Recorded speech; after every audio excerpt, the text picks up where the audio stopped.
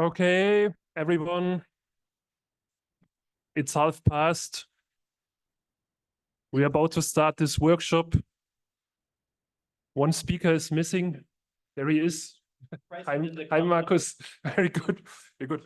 So, yes, warm welcome from my side to this workshop, which has the title, What can the European Union do to improve independent living in my country? If you're in the wrong workshop, now is the chance to change rooms, the last chance. No, of course not. My name is Florian Sanden. I'm policy coordinator at the EMPL Secretariat. Yeah, and I have the pleasure, well, I proposed this workshop and I'm happy it was accepted because since I'm policy coordinator, of course, I think it's the most important topic. So I'm very happy that so many people joined. First, I'm supposed to go through a number of housekeeping rules. Please excuse if you have already heard them.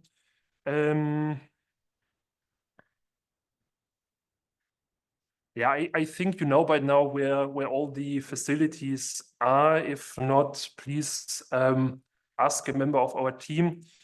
The only thing really I would like to remind you of, which is very important, if you want to come to the hearing in the European Parliament tomorrow, please remember to bring your ID or a passport. Otherwise, they will not admit you to the building and there will be nothing we can do. Yeah. Okay.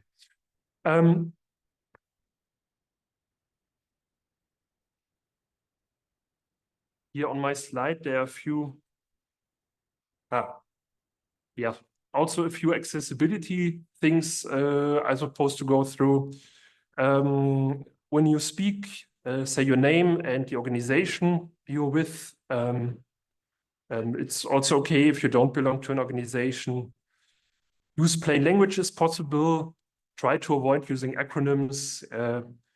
Be respectful of one another's time and keep your points as short and clear as you can. Yeah, that's our workshop.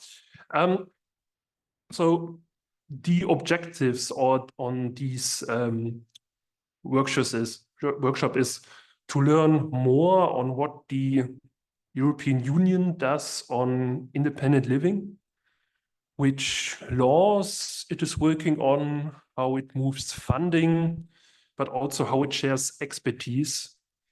We want to understand what has been done and what it is planning to do, what civil society organizations and disabled people expect, which obligations are coming from the United Nations Convention on the Rights of Persons with Disabilities. We want to understand which competences the EU has towards its member states, specifically on Article 19, to learn more about the CRPD implementation and the review, how complaints to the CRPD work, and also to understand what DPOs can do to complain to the European Union. Before we also want to make this interactive. So before, one moment. Before we go into the topic, you probably, the HDMI thing is in the way. Okay, we're starting with a little bit of Mentimeter. Open your phones if you want to, don't have to. Type the code. Hope you can you read it?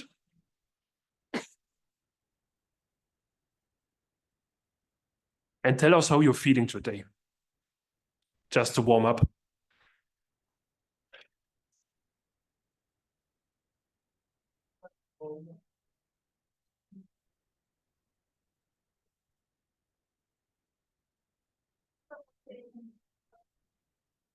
Okay, I'm sorry for that.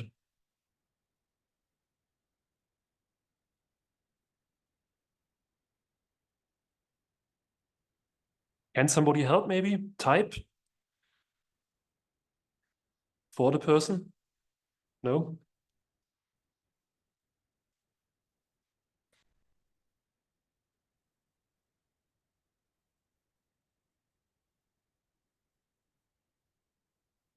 Yes.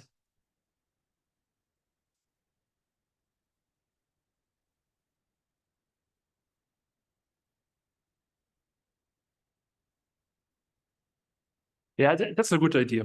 If the typing doesn't work, just raise your hand. Okay, good, excited. It's only 2 responses. We can do better. I believe in you. Okay. Tired, hopeful, excited, good. I'm also a bit tired. It's normal. Perfect. Is it inclusive enough? Then you can read the link and pick them all. I'm very careful about abilities and exclusion, and you do that exercise. That's not fair. What would you recommend to do?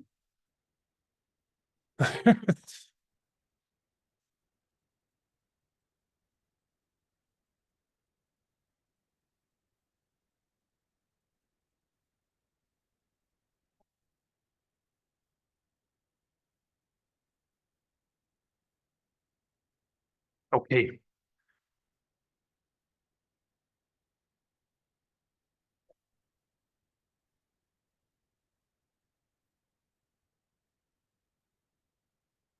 Okay. We got a lot of responses. Some more coming in. Who is still typing? Raise your hand. Okay. Let you finish. Yes. Exactly.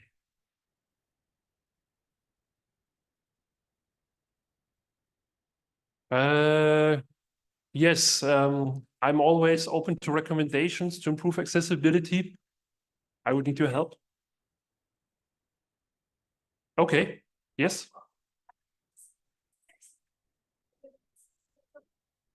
Okay.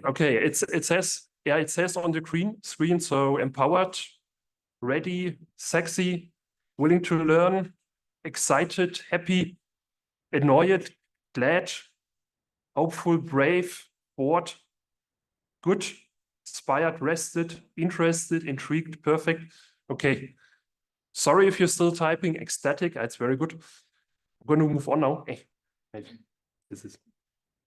Excuse me, I wasn't with you. Now I'm with you. You go on the website, and there you have to, we can type our own words. I just repeat it for people like me who are not. Good point. I will do it for the next slide. If this thing moves.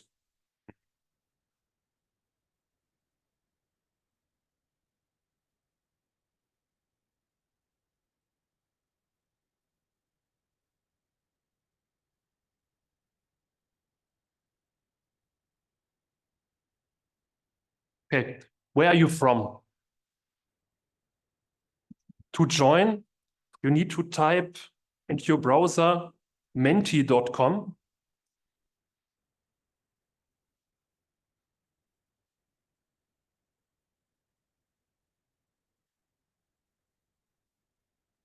And it says Bulgaria, France, Germany.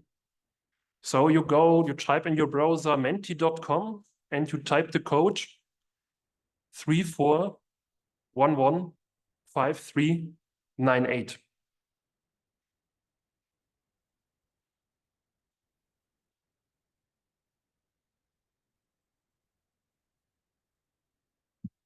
Norway, Portugal, Germany. So the bigger it gets, the more people are from the country. Belgium and Norway, France, Germany, that's good. Slovakia, Scotland, Ireland.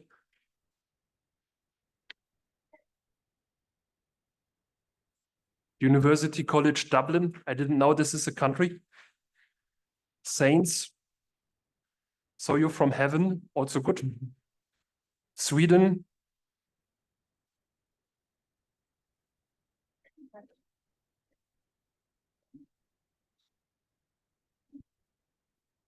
Okay, these are a lot of countries.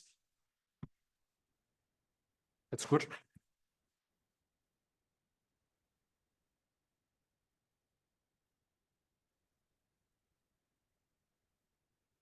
Let's go into the topic a bit. What do you expect from this workshop? What do you want to take away?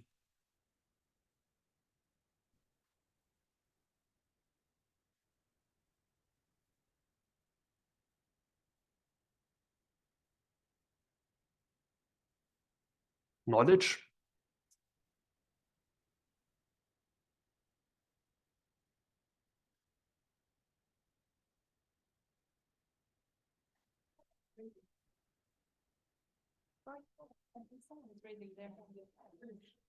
Yeah, I see. I think I heard we have also moving mics. Oh, what's this? Is this true?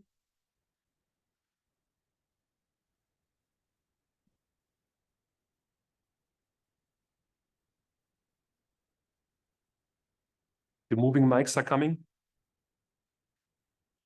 So learn more, new contact, strategy, inspirations, potential solutions, networks, friendships. Okay, if you can't, right? Come to you.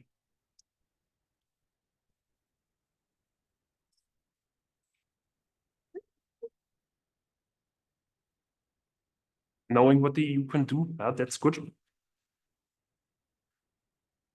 I want information about the PC.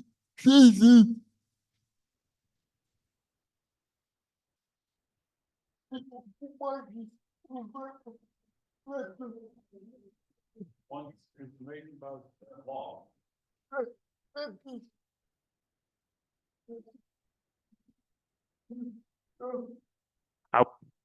Will be plenty about law. Good.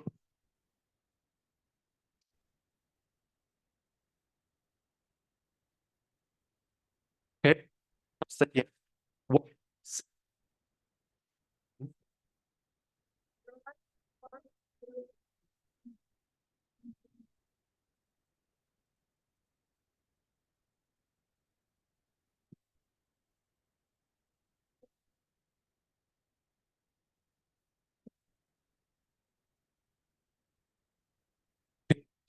Yes. One. Say main. Say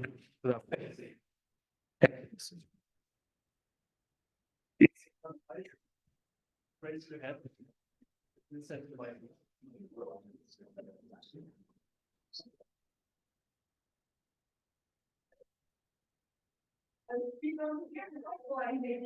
Yes.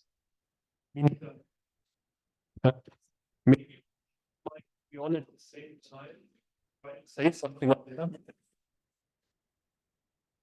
Yeah. I know. Yeah. Say something into the mic. Hi. You want to use this one? They can't be on at the same time. Why just to speak now? Okay. We have. Can you switch it off?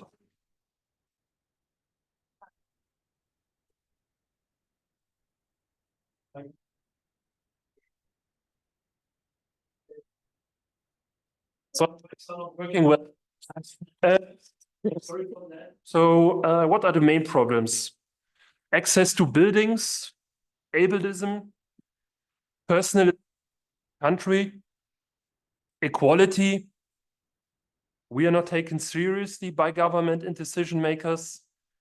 Discrimination, being seen as different.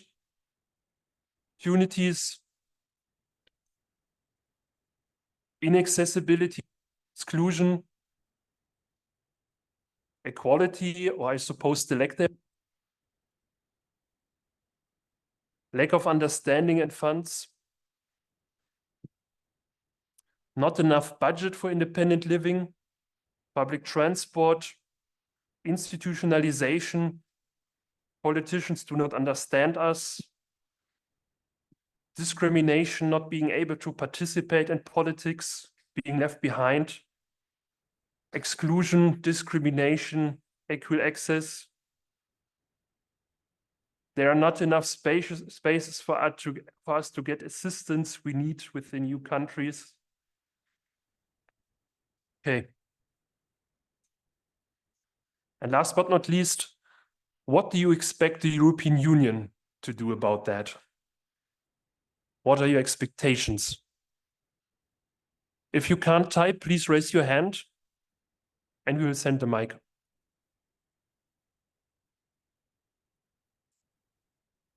So this will be interesting for our speakers to hear what expectations there are.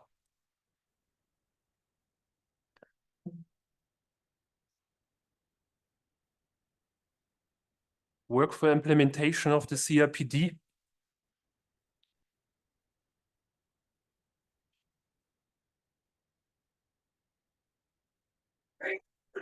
Listen to us.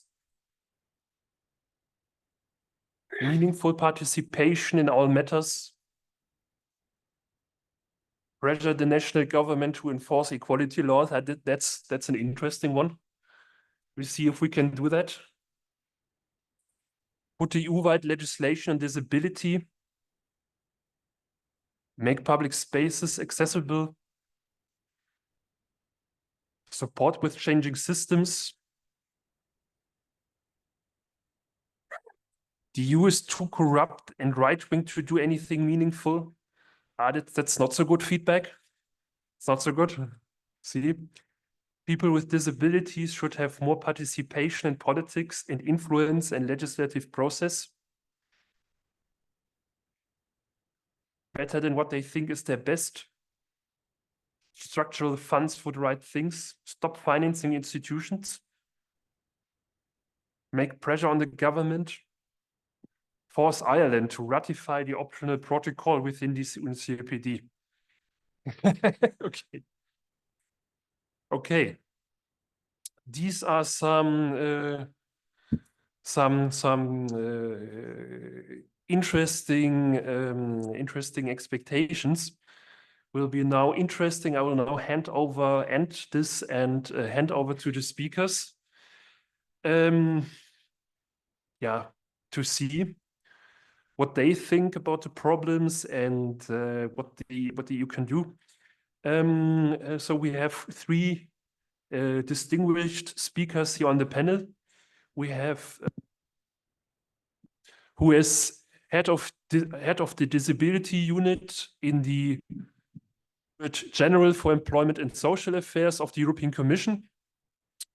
We have Markus Scheffer, who is member of the Committee on the Rights of Persons with Disabilities, and he is in charge of doing the review on how the EU is doing in implementing the CRPD and preparing the concluding observations. And we have to my right, Laszlo Bercse, self-advocate and vice president of Inclusion Europe. Dear speakers, thank you for coming. And I hand over now to Lucie. I hope your microphone works. Good luck. Otherwise, you give me yours. Good luck. So good afternoon to all of you. I'm very glad to be with you, and thank you for Inclusion Europe to have invited me to the workshop.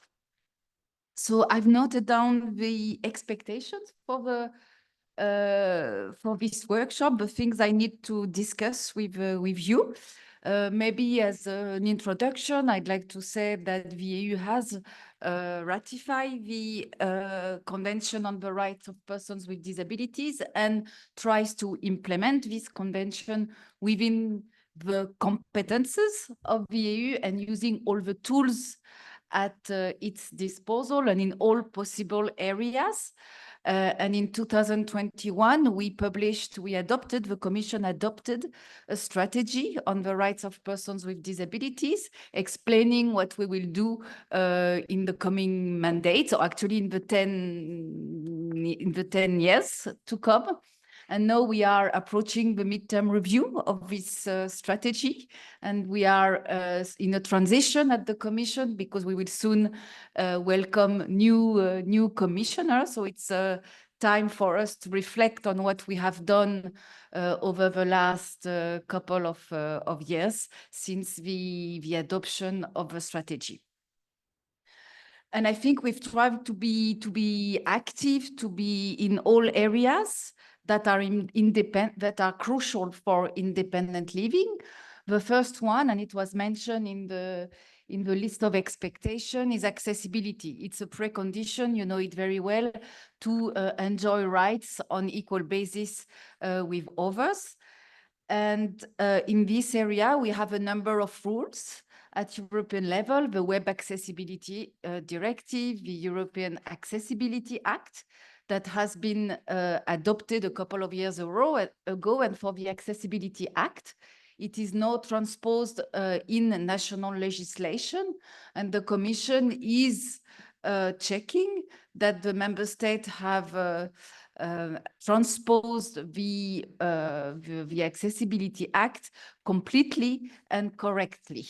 So that's one of the job of my unit, is to check the transposition of this very, very important piece of legislation.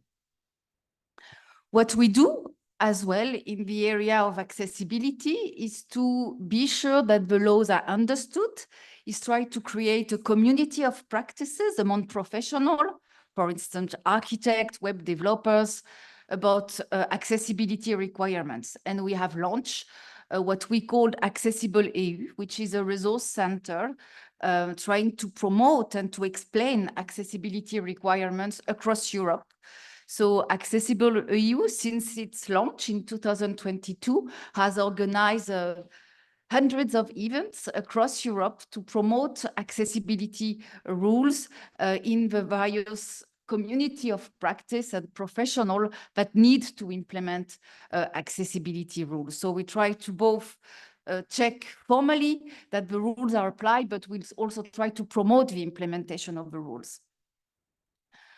Another area where we have legislation, because that was one of the areas that was highlighted in the discussion, is employment. We have what we call the Employment Equality Directive, which prohibits discrimination on the grounds of disability, and which require that reasonable accommodation is provided for persons with disability. We think it's a very important piece of legislation. It was adopted a long time ago. It's an old directive, and unfortunately, the employment rates of persons with disabilities has not increased significantly in Europe over recent years. The gap between the employment of persons with disabilities and those without disabilities remains the same. So around half of persons with disabilities are employed in the EU, whereas this rate is 75% for persons without disabilities. This is a huge gap, despite the legislation we have. So we try again to be sure that the legal requirements are known, and we try to work with public employment services, with social partners, with employers or association of employers. And we have published a set of guidelines in what we call the Disability Employment Package. It's available online, and we are trying to disseminate this different set of guidelines, for instance, on reasonable accommodation, which is a concept that is not always well understood. So here again, we check transposition of this important piece of legislation on employment equality, and at the same time, we try to promote its implementation through communication via various channels to the most relevant actors in the different member states. So these are two examples, accessibility and employment, where we have legislation. In the field of deinstitutionalization, as you know, the process of deinstitutionalization involves redirecting resource and financial investment from from institution to community-based services, so that the persons with disabilities can live independently, choose with whom they live, and really lived in the community and not segregated. So we have the EU funds that can help in this process. We have the European social funds that can support projects to promote community-based or home-based services. And we have the regional funds that can also promote independent living. In this programming period, so you know we have 7 years programming period. So in this programming period, we have for the European funds what we call horizontal conditions to be sure that the managing authorities have safeguards and are promoting the Charter of Fundamental Rights and are promoting the Convention on the Right and have strategies to promote the Convention on the Rights of Persons with Disabilities. And we have also accessibility requirements. And in addition, we try to fund really projects that are meaningful and that are consulted where civil society organizations are consulted throughout the process. Now, because this is a topic that has been very much discussed, also with the committee, we are going to publish very soon a notice on providing guidance on independent living when using EU funds. So it will cover all EU funds, whether it's social funds or other funds, and explain how managing authorities and all the actors that are participating in the management of funds can use EU funds to promote independent living. We aim at publishing it very soon. It will be a guidance, but it will also be accompanied by examples of promising practices across Europe. So last year, we had a kind of survey among the different services within the Commission, among the civil society organization, among member states to collect example of good practices on independent living using EU funds. We received hundreds of examples, which shows that there are a lot of examples across Europe, and we plan to, we have checked them, get back to the project promoters to be sure that they were compliant with the convention. And now we plan to also publish them soon. I think it's a message of hope to show that the EU funds can indeed be used, and many projects are really a source of inspiration for us all. There are some projects on breaking down stereotypes. There are Center for Living, Center for Independent Living project in Portugal, for instance. There are also project, but actually not only project, but actually reforms in the area of personal assistance. This is an area where many countries are asking to share examples because they are planning to reform the laws on personal assistance. So there are many ongoing projects across Europe.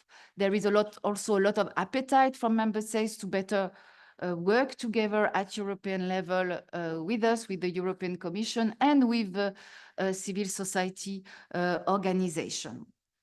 A last but important point I wanted to mention is when I heard that in the introductory session that you said you wanted to be listened, you wanted to be consulted. This is what we try to do in my unit on a daily basis. We work to implement the strategy for the right of persons with disabilities.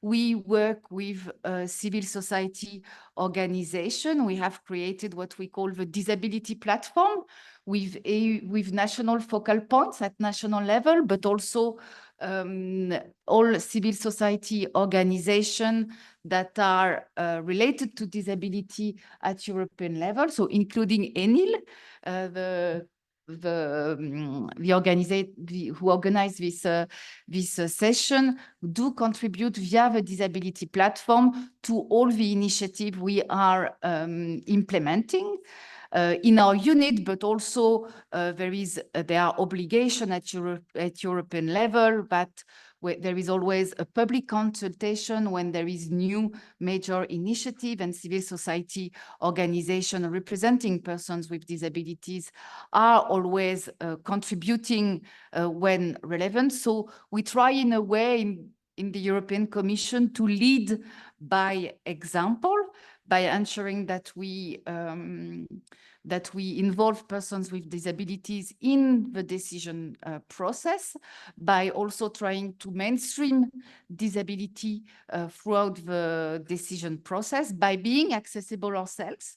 So we try to have communication material that are accessible, and by somehow leading by example. This is in a nutshell how I wanted to introduce the discussion from my side, but I'm happy to further discuss with you if you have any specific questions. Okay, Lucie, thank you for your presentation. We will, after the 3 presentations, there will be plenty of time to discuss certain questions deeper. Just for now, are there some needs for clarification? Something that did not become quite clear. Yeah, don't be shy. Yes.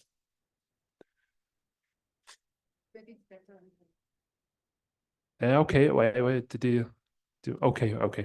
Yes, you talk about 2 different laws on accessibility and on jobs, but what is in fact in these laws? Can you maybe elaborate a bit on that? What the Accessibility Act, what it entails? Is it only on public transport or also on building accessibility, or is it more in general? What does it entail? Yeah, shall we gather a few questions maybe? Okay, to the left from my side. Yes. Hi, I wanted to circle back about, you were talking about work accommodation. Oh, that doesn't, okay. Don't you think the work reasonable accommodation is problematic because the employer could, it's a subjective word, so the employer could decide anything is unreasonable.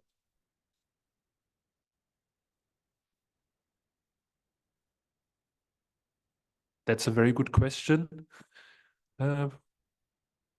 More needs for clarification. Something that was not understood. No, I see only these 2. Okay. Okay, Lucie. Yeah. So on accessibility rules and laws at European level, they do exist in different fields. So for instance, we have directives and regulation on passenger rights, which focus on transport.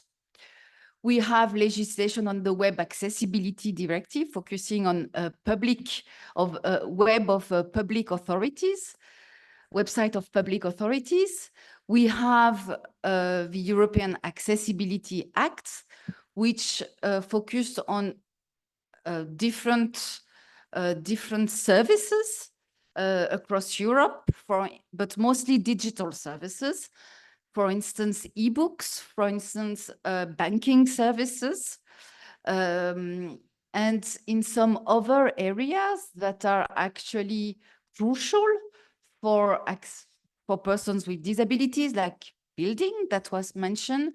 The EU has more limited competences, I would say. So we don't have a law, a rule on accessibility of buildings. We have what we call a standard, and we try to promote the accessibility of buildings when VAU is funding the renovation of building, or the construction of building, or the renovation of buildings. So for instance, we have, this commission has launched what we call the renovation wave, which is trying to promote the renovation of buildings so that they are efficient, energy efficient, I mean, but we try to couple this initiative with strong requirement on accessibility of buildings. So this is an example to show that we try to make the Green Deal somehow inclusive for persons with disabilities, and that renovation goes hand in hand with accessibilities, because we think it's a good opportunity to improve accessibility when buildings are renovated to be more efficient from an energy point of view. But we don't have we don't have a rule, a law, a directive imposing accessibility requirements of building. On the second question, I think it's a pertinent and a difficult question. Maybe the member of the committee will want to react as well. It's a concept that is in the EU law, the Employment Equality Directive, which is it is also a concept that is in the convention. Somehow what we have seen so far, it's yes, it's a concept that is not clearly understood, but it's also a concept that is not even known. So even, I mean, it's not that there are misinterpretations, it's that it's not known in many cases and in many companies. So that's something we have tried to do, and we have a specific guide on the concept of reasonable accommodation, which is somehow one of the most important guidelines. So we have, with the disability employment package, we try to somehow give more meaning or support the concept that do exist in EU law and in the Employment Equality Directive. So, or not only actually in the directive, in the EU guidelines as well. So we have published a number of guides on vocational rehabilitation, on public employment services, what is their role, and we have a specific guide on reasonable accommodation. And for us, it's one of the most important guide among all the guidelines we have published on employment, but I would agree that more remains to be done. I think what I didn't mention this step, but I think it's an important step forwards, is that in the Employment Equality Directive, there were little provision on redress and on enforcement compared to other anti-discrimination directive. What I wanted to say is that in the Employment Equality Directive, there was no provision initially on equality bodies. And what has been achieved during this commission is that we now have directives on equality bodies. So that equality bodies across Europe, they do exist across Europe, but they have different means, different level of independence, if I may say. And we now have a directive that still needs to be implemented, transposed by member states, and that requires a minimum level of means, resource, and level of independence for equality bodies. And I think they can be important tools to ensure that the concept of reasonable accommodation, and in the end, the Employment Equality Directive is enforced. We work with social partners at European level. They have a role to play. And I must say they have been very supportive. So when we had a subgroup within the disability platform to discuss the different product of the disability platform, we had a subgroup on employment, and they did participate together with the civil society organization, the social partners, to develop the different products of the disability employment package, including the one on reasonable accommodation. So I think there are allies around to try to make the most of this concept that is in the convention and in EU laws. Okay. Any more clarifications? Needs for clarification? Yes, Theodore. Hello, Theodor Mladenov, University of Dundee and Tino. You mentioned guidelines on independent living that are being prepared, and I was wondering, will these guidelines prevent or help stop the practice of funding institutions with EU money? Because it's been an ongoing thing. I mean, this is one of the greatest scandals with EU funding, that it goes into renovating institutions and creating institutions. And will these guidelines kind of help stop this practice? It's not compliant with the convention. It's clearly not compliant with the general comment number 5. It's not compliant with the EU guidelines on deinstitutionalization. When will this stop?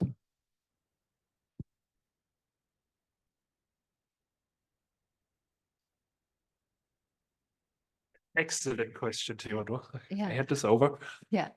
So the objective of the guideline is precisely to ensure that EU funds are used to support the deinstitutionalization process, and that EU funds are used to support community-based services. So we hope the guidelines will be clear.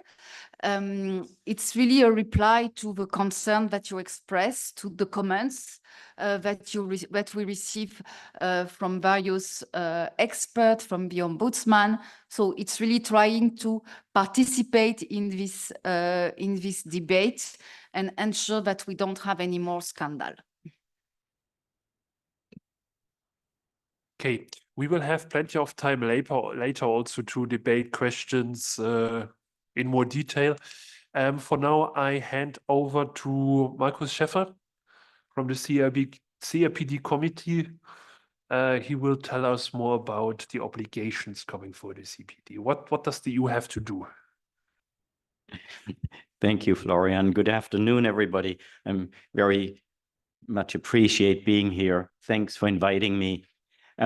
Just at the outset, you won't hear much on substance from me today.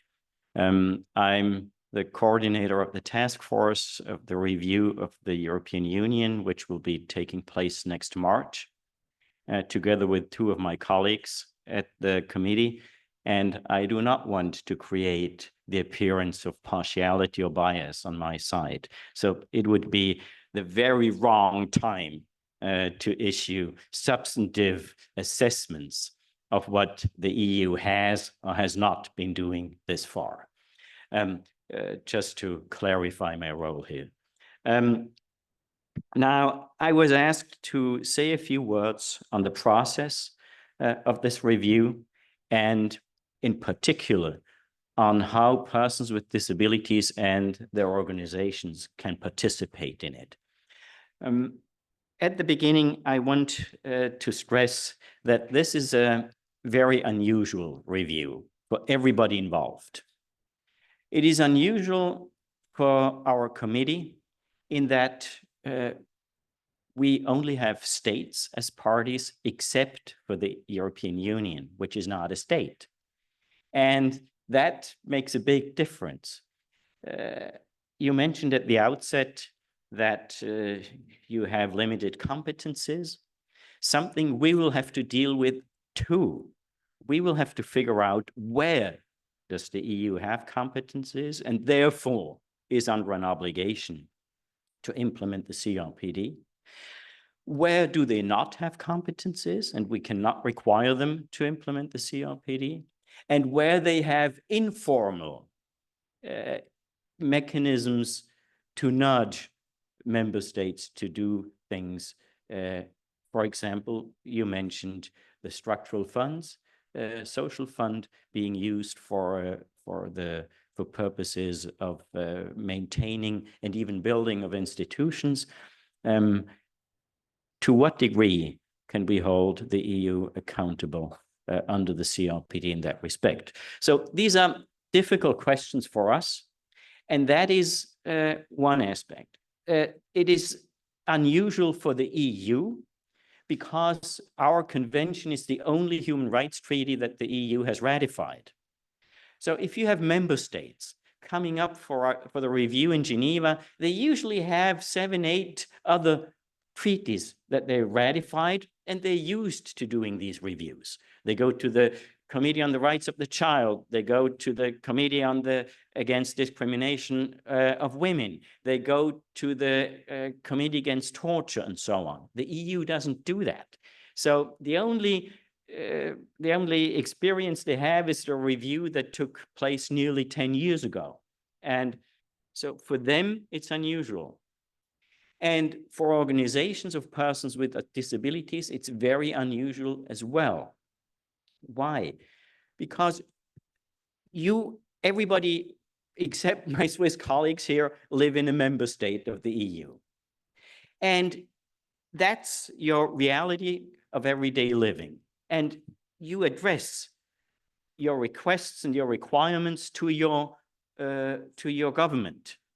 Now, here, this is not what matters in this review. What matters in this review is what the EU is doing or not doing. So you need to change organizations of persons with disabilities who are organized on a state level, need to change the perspective and think about how can we influence and what the EU is doing. So it is of great importance that organizations of persons with disabilities on the state level coordinate with your European umbrella organizations, with the European organizations. And if I may, please do not inundate us with, I don't know, 40 different alternative reports. We will not be able to process that. So please organize yourselves with your European colleagues so that we get substantive alternative reports. And in that respect, I mentioned the review will be taking place in March.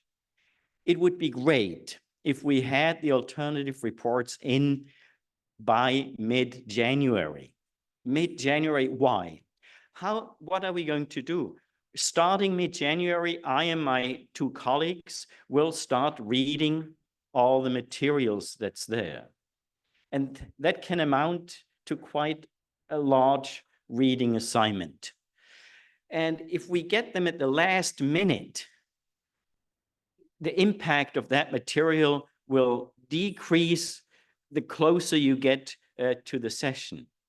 So please send it in early. In the last session, I was task force coordinator for Denmark, and the colleagues from Greenland came in at 9 o'clock with material when the discussion started at 10. Now, don't do that, please. It creates a lot of stress on everybody, and the result is not as good as it otherwise would have been. So what has happened this far in this process? At the beginning of 2022, the committee issued its so-called list of issues prior to reporting. Based on your reports, and we got some very good reports from Enil and others, a very remarkable report from the fundamental rights agencies. I've never seen a report like that with so many just facts, data and facts that speak for themselves. We issued a long list of questions that was addressed to the EU. And they now replied to these questions. That's one of the bases for our review. Another basis will be your reports, in which you draw our attention to the issues that are most important to persons with disabilities living in the EU. Now, it is important, how are we proceeding from now? We have, as I mentioned, a new task force system. Every country will have a task force of usually 3 people assigned to it. this will be the case for the EU as well. These three people, members of the committee, they will have the lead in the review of the EU. They're not the only ones doing it, but they have the lead. What does that mean? They start the process of preparing for the constructive dialogue in March. I will come to that, starting mid-January. We'll read all the material. We will read the answers the EU has given to our list of issues. We will do some research on our own. We will contact some of you if we think you could provide us with more information. For example, legal interpretation of where the competencies of the EU end. Stephen Allen is back there. I will ask you and send you a long email. We will start that process. In that process, we will also start a very preliminary draft of the concluding observations based on what we already know. Each of the three members of the task force will be assigned one cluster. Somebody will have articles 1 to 9 and 31 to 33. Another one will have articles 10 to 20. Another one will have 21 to 30. And then we will have informal meetings online with organizations of persons with disabilities.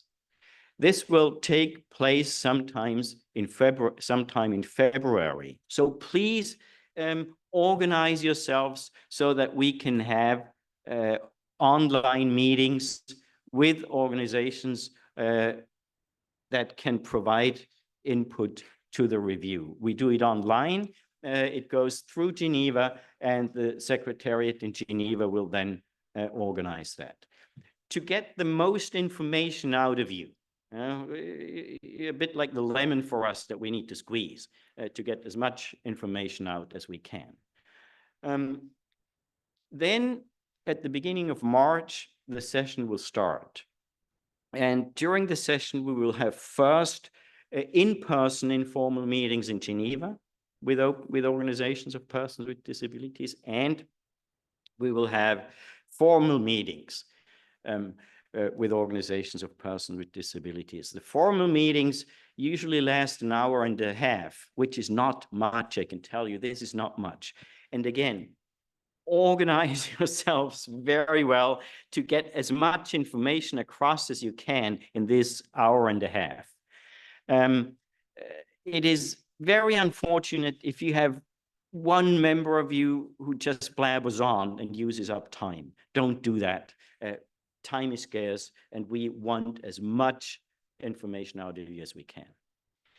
And then the dialogue with the state party delegation will, or with the EU delegation, EU is a state party for us, which is, well, kind of a weird terminology, but that's what it is. The dialogue will take place. The date has not been set, I think, yet, but it will be set in the near future. The dialogue will last for 6 hours.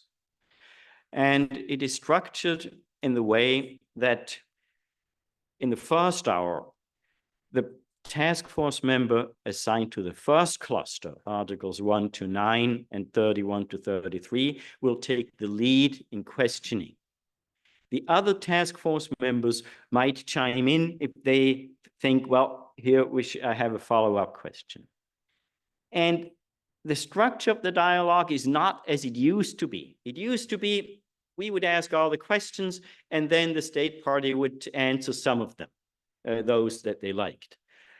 We changed that. And now the system is that the task force member will ask a question, the delegation will immediately give an answer, and we will, if the answer is not satisfying, immediately ask a follow-up question to get to the bottom of the issues. This proves to be quite a challenge for everybody. We need to be very well prepared, and the state party as well. I mean, if you look at some of those dialogues are on UN Web TV. If you look at some of the state parties, you realize they couldn't cope with it. And if you look at the dialogue with Sweden, for example, we had last spring, they were taken on the wrong foot. This is a challenge for the state delegation. After the first hour, we will open up for half an hour to questions from all committee members, and then the first cluster will be done with. We'll get to the second cluster, articles 10 to 20, and so on. 6 hours seems like much, but it is not. It is very little, and we try to make the most out of it, and states parties often try to make long statements about immaterial issues, and we try to interrupt them then. So it is we need to squeeze the states parties delegations as well. These dialogues are open to the public, and it is important that many persons with disabilities are in the room, because that sets the tone. States parties do this too. For example, Saudi Arabia had about 65 people in their delegation. People that weren't necessary to be there. The police chief of Saudi Arabia had no place to be there, but he was there. In my view, the reason was to dominate the atmosphere. So it is much harder for a state delegation to just give evasive answers, non-answers or wrong answers, if they look persons with disabilities in the room in the eyes, who know things. So this makes a difference. Come to Geneva. We had in the review of Japan, which is on the other side of the world, we had 100 persons from organizations of persons with disabilities in Geneva. We had 80 from Korea, and they had to fly halfway around the world. So please be there. If you put so much effort in these reviews, it's another last push that you can give the process by showing up in Geneva. You can register online. It's a fairly easy process by now. You don't have to stand in line anymore as you used to have. So it's important. We approach this review with an open mind, impartially. We look at the evidence that is presented to us, assess it, and then give recommendations based on the obligations that the Convention on the Rights of Persons with Disabilities entails. It's all obligations that the member states, including the EU, incurred voluntarily. It's obligations that most countries, probably including the EU, were not quite aware how far-reaching they were when they ratified. The CRPD is quite a radical thing, rightly so, based on the situation where we're in now. And it's not something that you can fulfill within a couple of years. It's a long-term project. And long-term projects only work if you go about it forcefully and don't use it as an excuse to do nothing because it takes long anyway.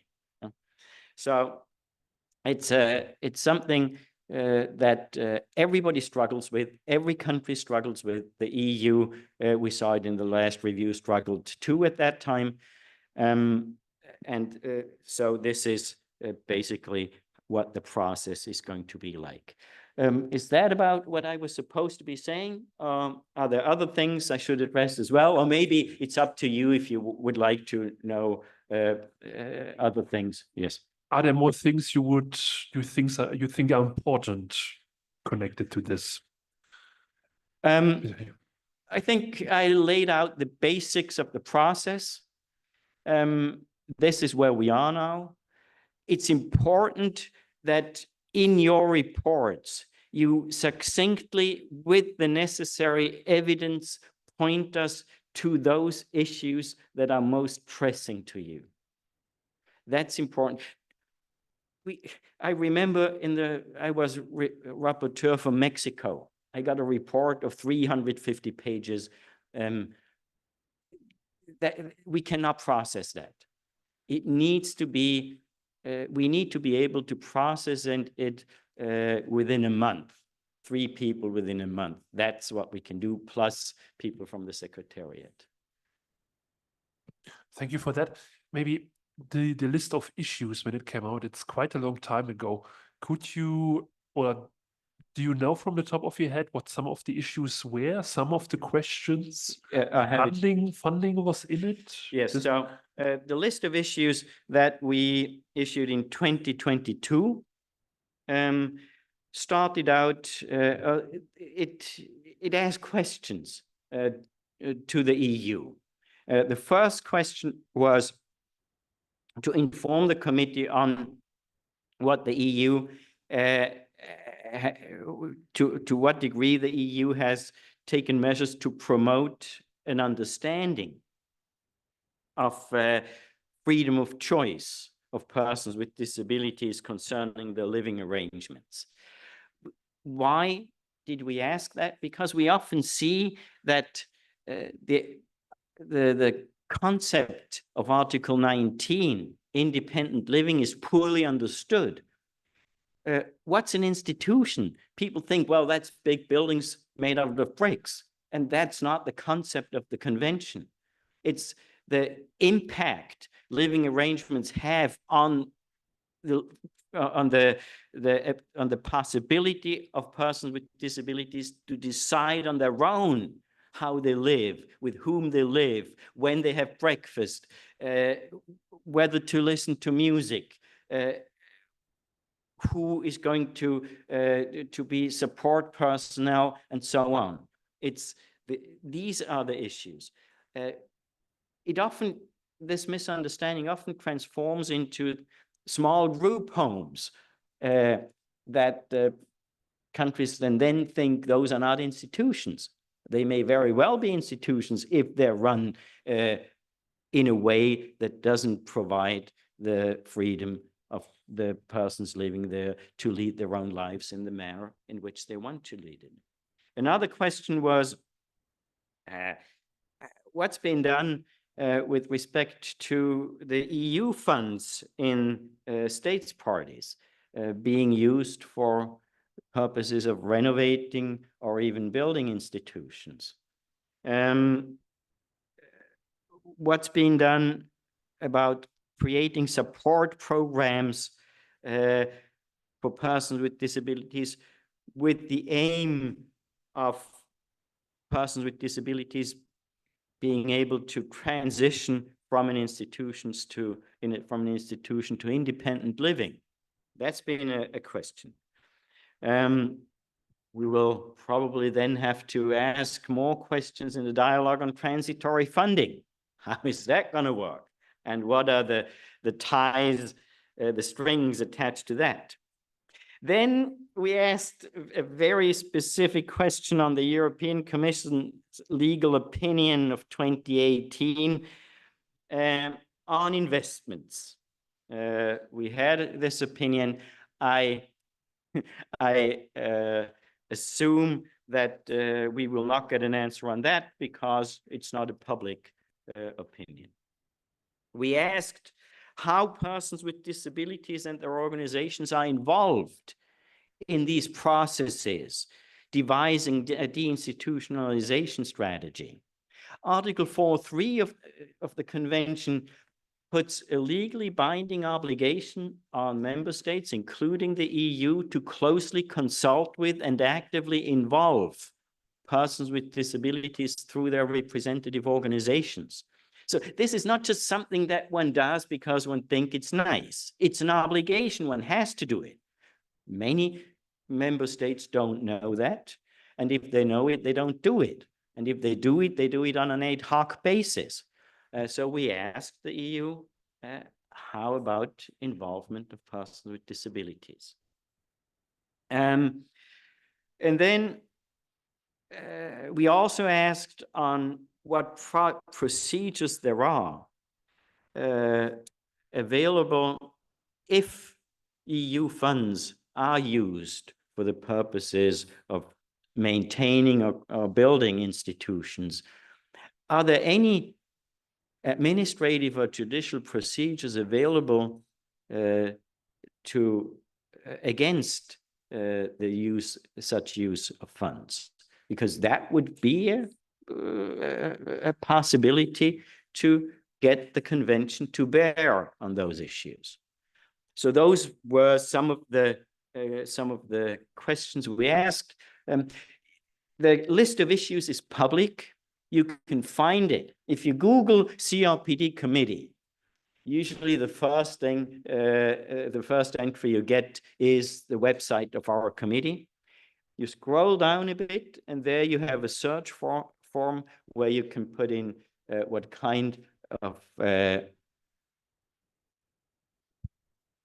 what kind of country, and the problem is the EU is not on that list. No, Google list of issues, CRPD committee, European Union. That's and you find the list of issues, and you see exactly what the questions were that we asked. It's this document. Is that sufficient?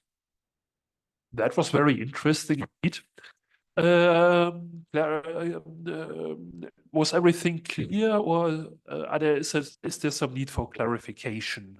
Anything was not understood about how this process works, how you can provide input, how you can go to Geneva? Yes, Nadja?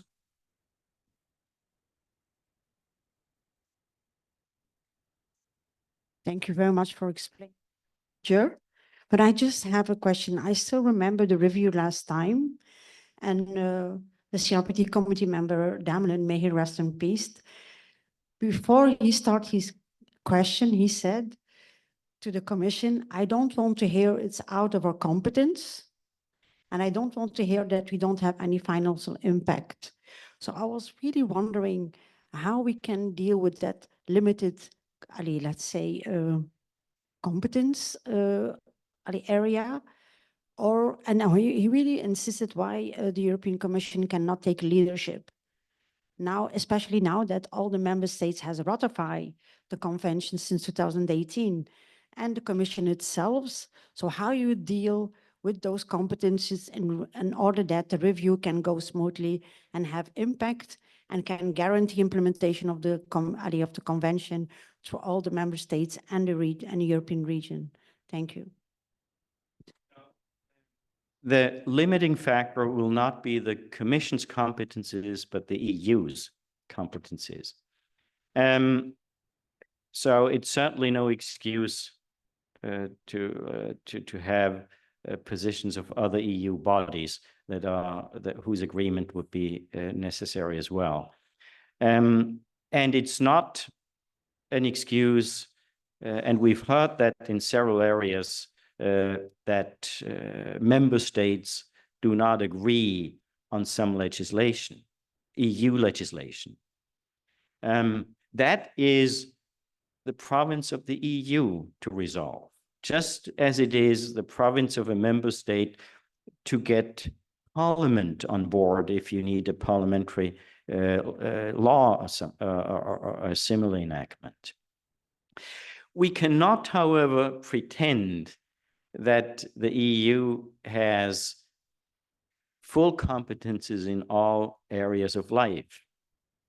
And on that front, the fact that all EU member states have ratified the convention doesn't change the fact that the EU doesn't have competences on all levels. Now, for us, I assume, based on the experience I've had with the States Party reviews, the EU will, if in doubt, take a narrow view of its competences.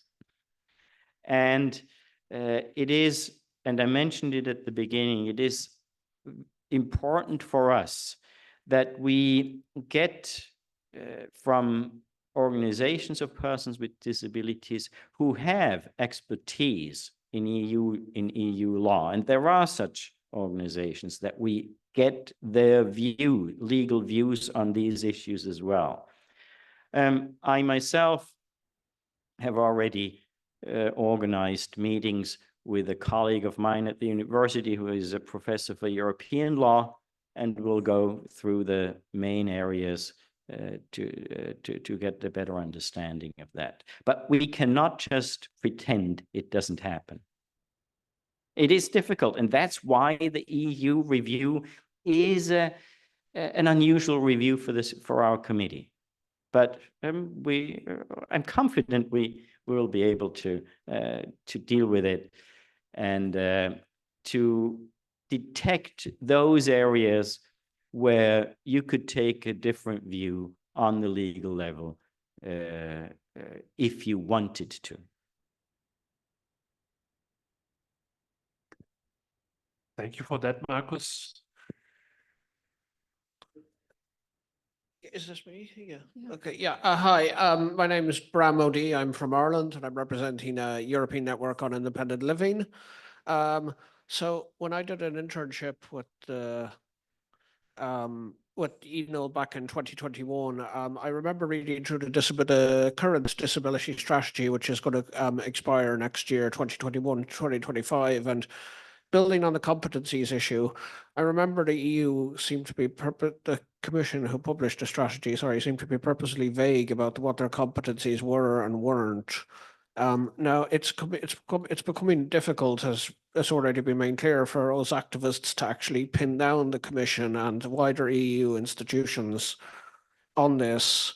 So, like, is there a way we can pin down exactly what their competencies are? Because it kind of seems like they change them whenever they appear to be cornered about them, and then it becomes an issue of, oh, you need to speak to the individual member state, but then you do that with the member state, and then they go, well, we can't do anything because it's the EU who are doing this. So it's a bit of a cat and mouse. It's kind of like they're just passing the grenade, really, and they don't want to deal with it, and it's quite frustrating because it's kind of a circular problem. A broad question. Let's keep this for after we have heard the third presentation, because then this is an issue which needs to be discussed in more detail. There was a question from the back of the audience. Also, Adela? There is a question, no, back there behind you. No? Adela? No? There at the back, yes, pointing to it. Could you raise your hand again? Yes. Okay. Do you know how many people there are in the EU? How many? You know how many reports there are in the EU?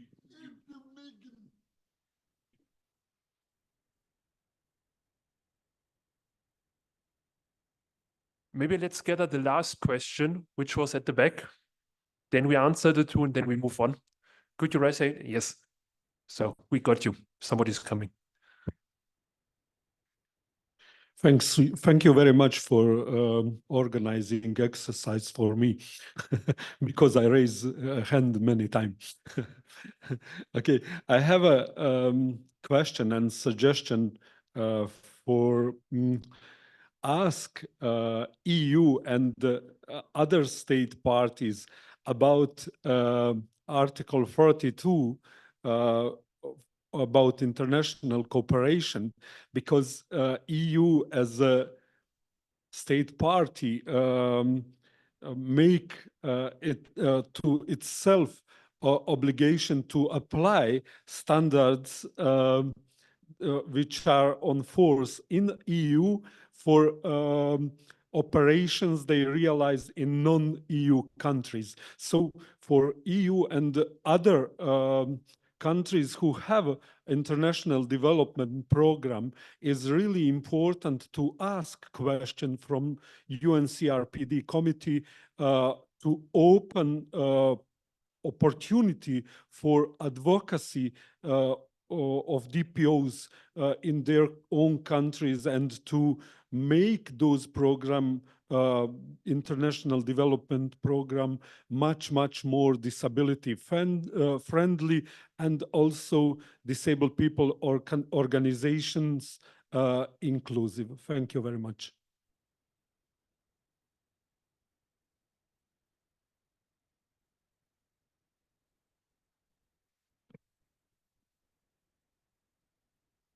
Yeah. Do you want to answer? Somebody wants to answer that, or? To the last question, when you look at the list of issues, we already included quite a few questions on Article 32 into the list of issues prior to reporting. And it is our constant practice to include those types of questions into the constructive dialogue as well.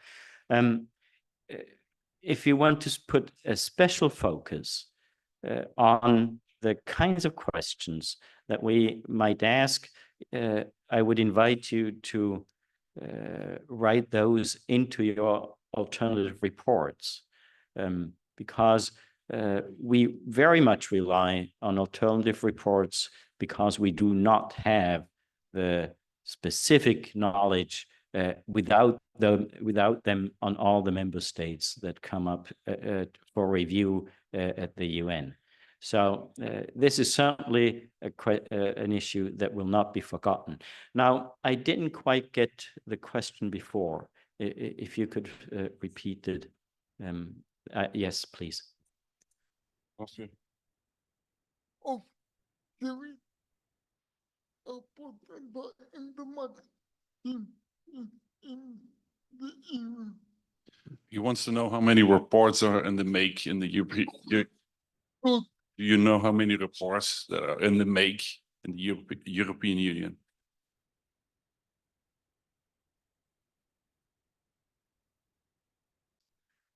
So if my understanding is correct, is how many CSOs are producing alternative reports, or how many reports the Commission is publishing?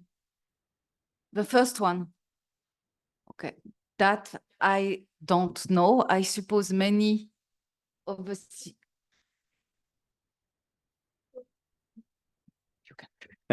for the list of issues prior to reporting, I would say we had overall about 12 reports. That is from my memory. Might be 2 more, 2 less, but that was about the number that we have. That included the reports from EU bodies like the fundamental rights organizations and others.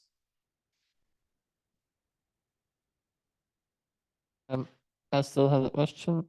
What happens after the review is finished? Does it still just as a list of issues, a new list of issues, or do you really form a list of recommendations to the EU and the member states, or what is your role in that?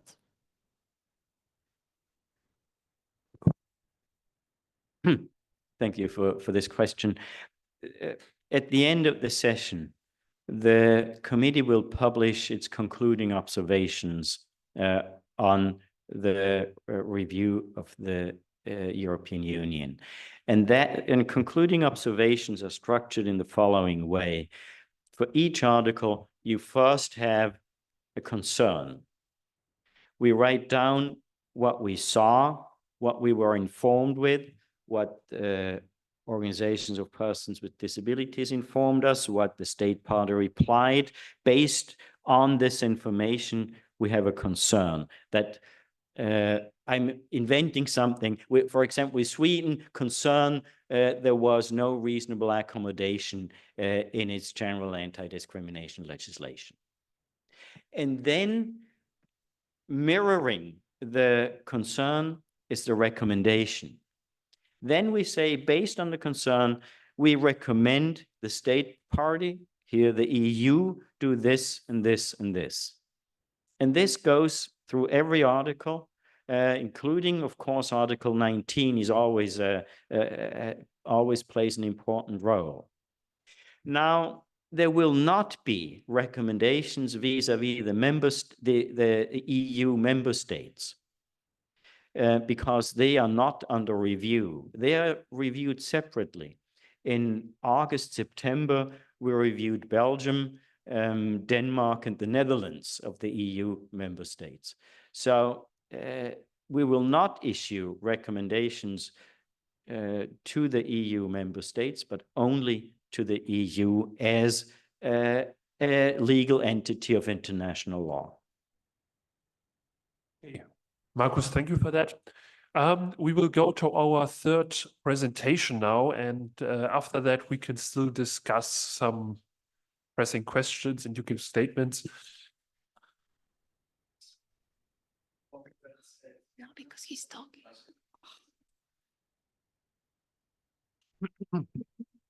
Good afternoon. My name is Bercse. I am from Hungary, Budapest, Group Representative FOIS, EPSA Chair. Sorry, can we, the presentation, can we, because we prepared a PPT and Yeah, they didn't start it yet. you did not give it to me beforehand. Well, I gave it to them, so.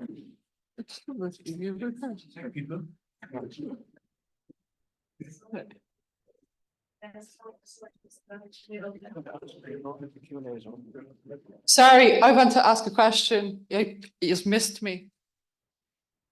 So, sorry, I'm Claire. I'm from Ireland, and I'm his PA, but I also represent an organisation called BCIL.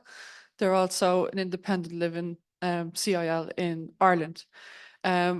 I have a friend that works in the EU, and he sent me legislation from the EU directive about the European-wide disability parking card.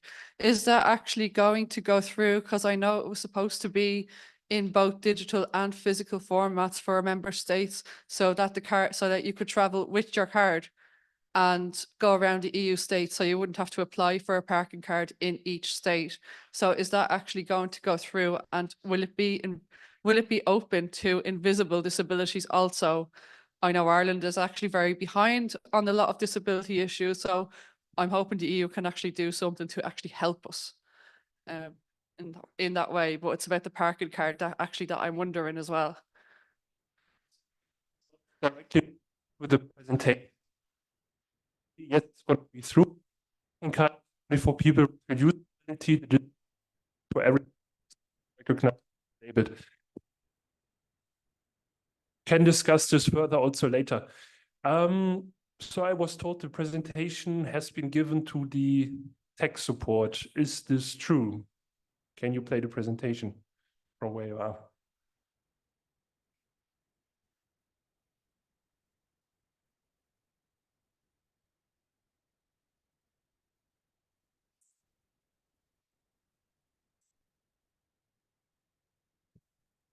It's not okay, we can do it without. Yes. How much do you need the PowerPoint? Not necessary, we can do it together. Okay, maybe you start and maybe it will still work out. If you have a USB stick, Yeah. I can also. Yeah. No? You have a USB stick? Sorry? USB stick? It's there. It's there. Okay. Just start your presentation. So. Innen kezd, és akkor. Jó. Mi dolgozik a hazai szervezetem? So what are we working on with my home organization? Hello, everyone. He's Laszlo Bercse, and I will interpret for him. Az EFOIS az értelmi fogyatékossággal élők és segíték országos érdekvédelmi szövetsége. EFOIS is the Hungarian Association for Persons with Intellectual Disability. As he said, he's the co-president of the organization. Fontos számunkra, hogy ne csak az értelmi fogyatékossággal élő emberekért dolgozzunk, hanem velük együtt. It is important for us to work not just for people with intellectual disabilities, but with them. This requires a lot of learning and support. Sok tanulásra és támogatásra van szükség. This requires a lot of learning and support, sorry. George szerint According to George, it is okay. Nehéz egy intézményi lakójaként véleményt nyilvánítani, mivel nagyon függünk az intézménytől. It is difficult to express our opinion as a resident of an institution since we are very dependent on the institution. Many people are afraid of life outside the institution because they have lived in an institution all their lives. They think that they can only get support in the institution. Sokan félnek az intézményen kívüli élettől, mert egész életükben az intézményben éltek. Azt gondolják, hogy csak az intézményben kapnak támogatást. Yeah, that's right.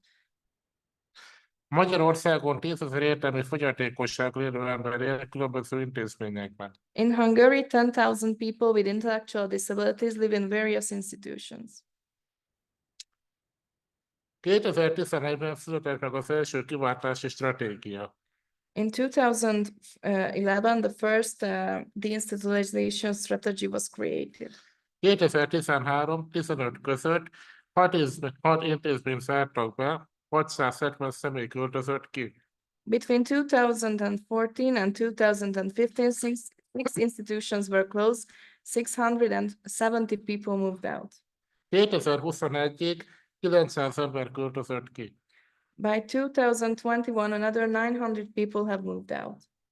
2023-ig 10 000 embernek kellett volna kiköltöznie. By 2023, 10,000 people should have moved out, but it has not happened yet. Az évfoly szünérvényesítő The last one? Yeah, of course. So by 2023, 10,000 people should have moved out, but it has not happened yet. Yeah. Az évfoly szünérvényesítő csoportokat támogat az egész országban. EFOE supports self-advocacy groups all over the country. Az önérvényesítő csoportokban az emberek tanulhatnak a jogaikról, és tapasztalatokat cserélhetnek. In self-advocacy groups, people can learn about their rights and exchange ideas. Az önérvényesítő csoportok nem rendszeresen működnek együtt egymással. Most self-advocacy groups do not cooperate or do not cooperate regularly. Az évfolyam az ország minden megyéjében működtet önálló életvő centrumokat. EFOE has independent living centers in every regions of the country. A centrumok támogatják a közösségi életvitelt. The centers support community living.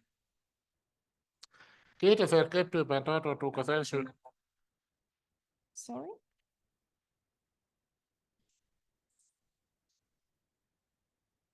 Ez maradt ki.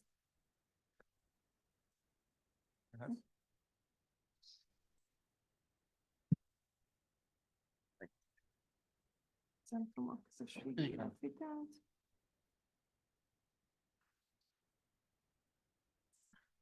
A kihívás. Yeah. És kiváltást. És a kiváltást. And deinstitutionalization.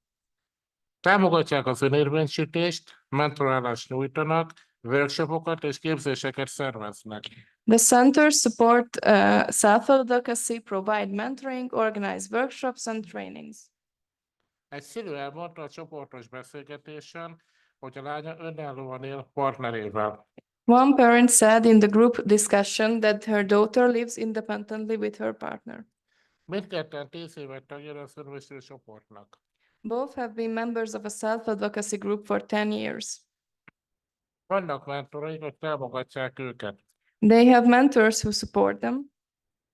A család is támogatja őket mindenben, de a legtöbben nem ilyen szerencsések. The family also supports them in everything, but most people with disabilities aren't that lucky. Több kihívások és akadályok. Main challenges and barriers are: a jogszabályokban szerepel az intézmények kiváltása és a közösségi életvitel támogatása, de kevés valós lépés történik.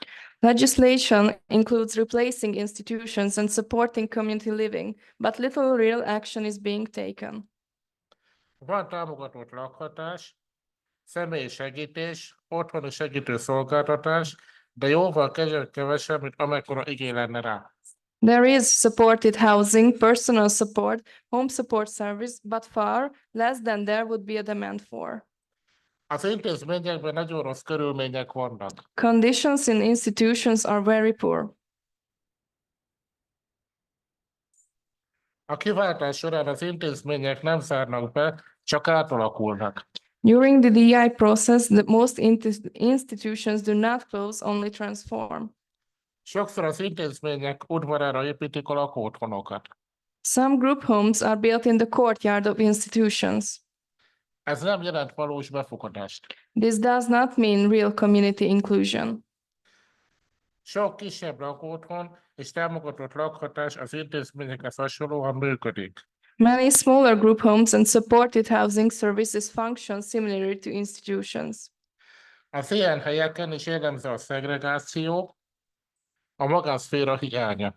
Such places are also segregated and there is a lack of privacy. A lakók nem dönthetnek az életükről, a pénzügyekről és a napirendjükről. Residents cannot decide about their lives, finances, and their schedules. A magyar jogszabályok nagyon megengedőek a támogatott lakhatással kapcsolatban. Hungarian legislation is too flexible regarding supported housing. Támogatott lakhatásnak hívják a 25-50 fő szolgáltatásokat is. Services for 25 till 50 people are also called supported housing, Még azokat is, amelyek az intézmény udvarára épültek. even those that were built in the courtyard of the institutions, as previously said. A családok nem ismerik a meglévő jó szolgáltatásokat. Families are not aware of the good services that exist. A segítő személyzet sem tudja, hogyan kellene működni a támogatott lakhatásnak. Support staff also do not know how supported housing should work. Nincs elegendő szakember, sem nekik képzés. There is a lack of staff and lack of trainings for them. Az önérvényesítők hangja nem jelenik meg. The voices of self-advocates are not heard. Például, hogy ők hol és hogyan akarnak élni.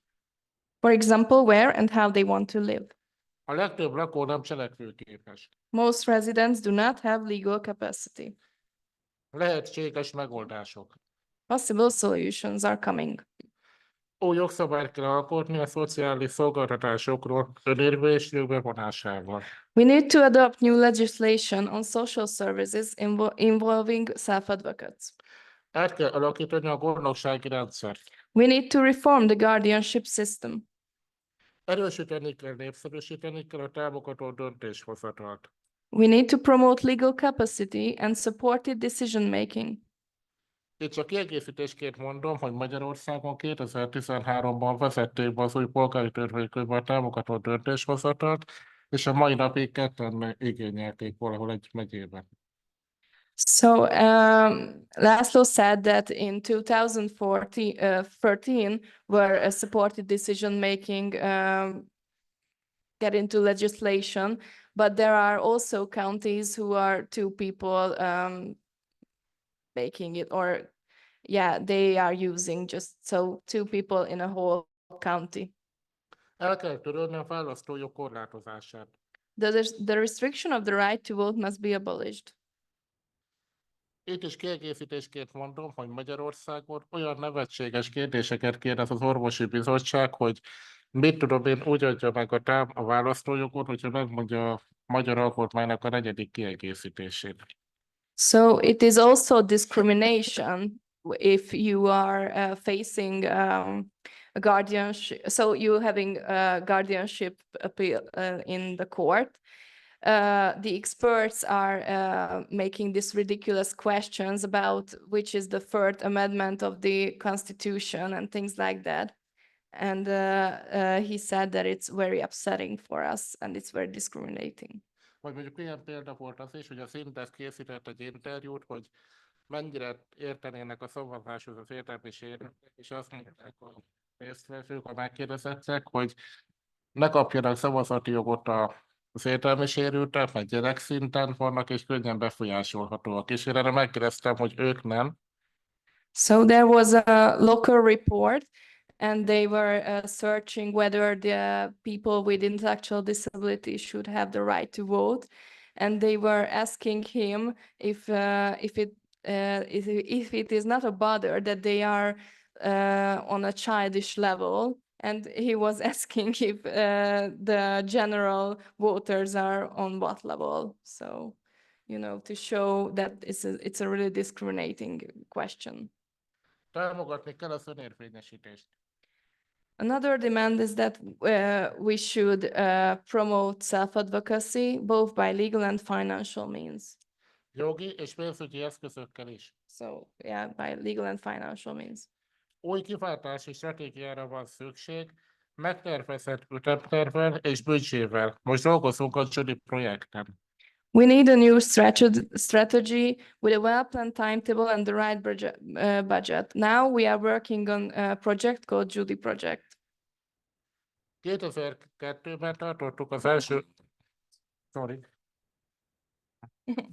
Ez nem kell. Ez az intézmény kidakulásáról szól. It's about the deinstitutionalization. It's an international project. Inclusion International és az Inclusion Europe együttműködésében. It's the cooperation of Inclusion Europe and Europe International. Újra meg kell határoznunk a támogatott lakhatás fogalmát. We have to redefine the supported living. Yeah. Az önálló életvételt és a közösségi befogadást kell hangsúlyozni. We need to focus on independent living and community inclusion. A közösségi szolgáltatásokra és kiváltásra is többet kell költeni. The government needs to invest more in community services and DIY. Nem csak EU-s forrásokból, hanem a kormányzati költségvetésből is. Not only from EU funds, but also from the government budget. Több közösségi szolgáltatásra van szükség. We need more community services with more capacity. Nagyobb kapacitással. Támogatni kell a jó gyakorlatokat, közösségi kezdeményezéseket. Good practices and community initiatives must be supported. Például az önálló életvű centrumokat. For example, independent living centers. A szociális szolgáltatásokban dolgozóknak több bérre, nagyobb elismerésre és jobb képzésekre van szükségük. People working on social services need higher wages, more recognition, and better training. Thank you very much. Thank you.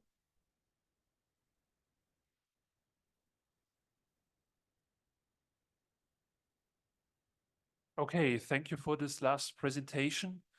And now in the last 20 minutes or so, yeah, we open the floor to the audience. There were some, I think Peter from the youth board has left. He asked a very good question. Are there any questions and statements, issues you would like more information to discuss in depth?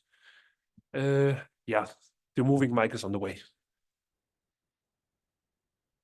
Hi, thanks a lot. I asked the same question in the previous session. It's to Ms. Davoine. Mr. Scheffer said one sentence that struck my nerve: long-term projects don't do anything if you don't go about them forcefully. You said in your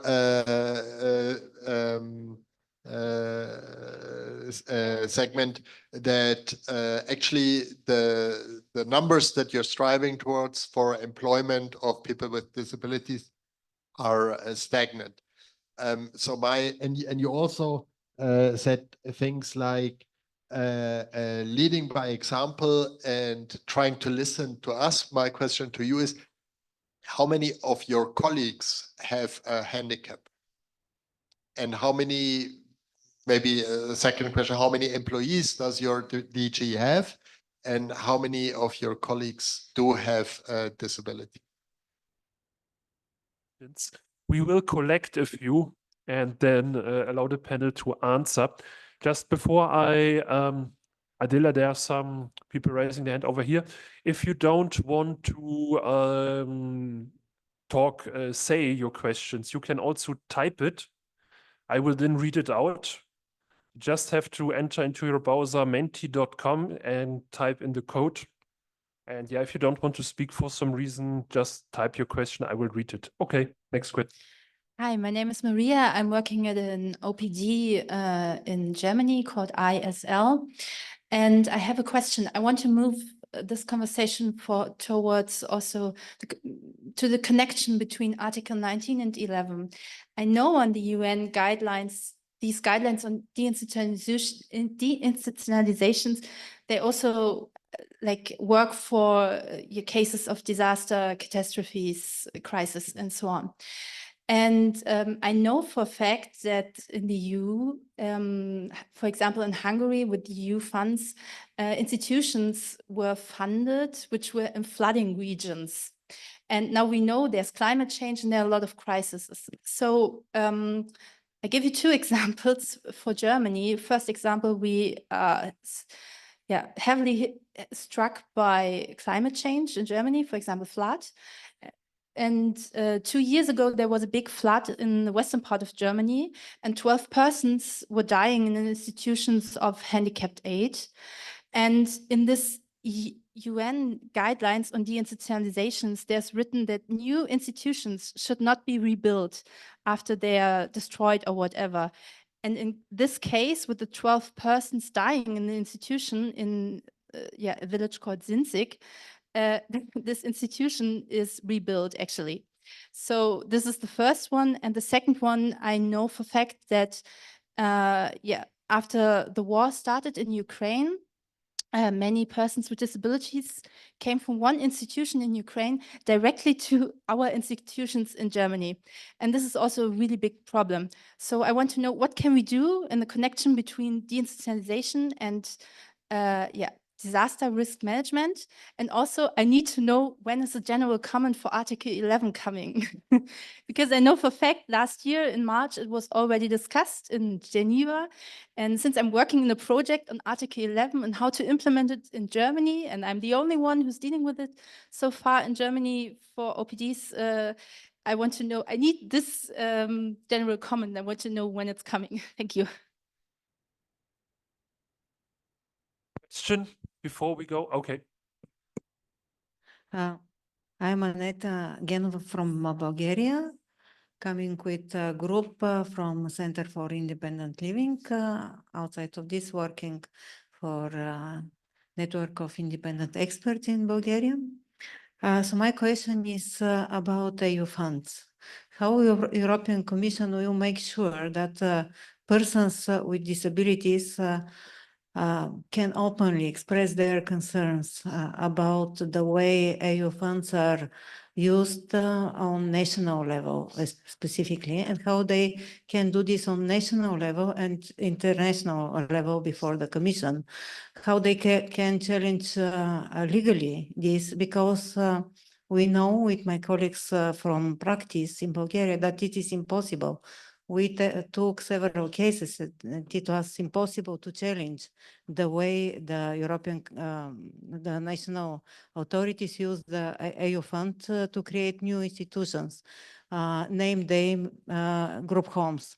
And the second question is how to stop the authorities to rename the old practice, to mask the old practice with new names, like naming new small institutions, group homes, masking substitute decision-making with something else, like depriving people to take their own decision. And yeah, I will stop here. I had one more question, but later. Okay, so we have kind of two questions which are related, kind of connected, I feel. The question on employment. I will hand back to the panel now, Adela, and then we continue with questions. So these two questions with funding are actually connected. Yeah, the guidelines on which are not being followed. And how will the Commission make sure to avoid EU funding goes into bad channels?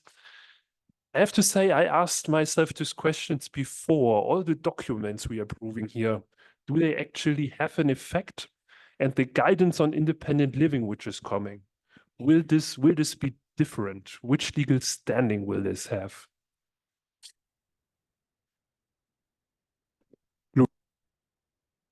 Sorry, I handed you pretty big questions. Totally sorry. Yes. A number of replies and observation. First to the other panelists on the table, thank you for your testimony. And I wanted to say that the issue that you put on the table, whether it's about legal capacity, about self-advocacy, were are under our radar as well.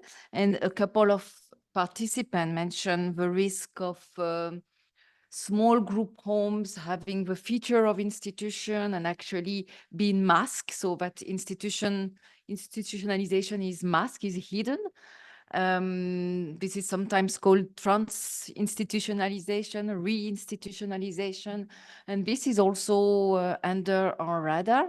I must say that we have two very good agencies in the EU, the Fundamental Rights Agency, but also which is in Vienna, and the Agency for the Improvement of Living Condition, which is in Dublin, that are working on this so that we have data, because it's also an area where institutionalization, where we have very little data. So we work with these two agencies to gather data.